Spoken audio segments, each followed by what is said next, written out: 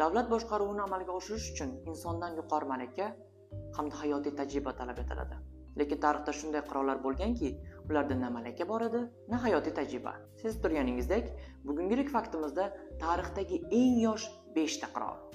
Gelio Gabal 200-asrlarda dunyoga kelgan ushbu Rim imperatori taxtga bor yo'g'i 15 yoshda chiqqan. Ptolomey 13. Miloddan avvalgi 62-asrlarda dunyoga kelgan ushbu Misr qiroli Ptolomey 12-ning o'g'li sanaladi va u taxtga 11 yoshda chiqqan.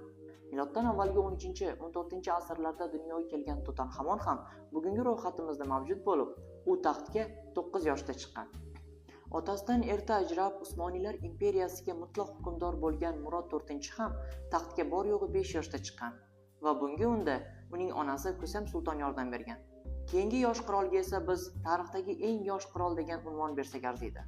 Gap Ispaniyada 19-asrlarda qirollik oilasida dunyoga kelgan Alfonso 13 haqida ketmoqda. Hukmdordan erta ajragan ushbu qirollik taxtni bo'sh qoldirmaslik uchun go'dak chaqaloqni taxtning merosxo'ri va hamda shu vaqtning o'zidayoq uni qirol etib tayinlashadi. Ushbu qirollar yoshligidayoq qudratga ega bo'lishdi.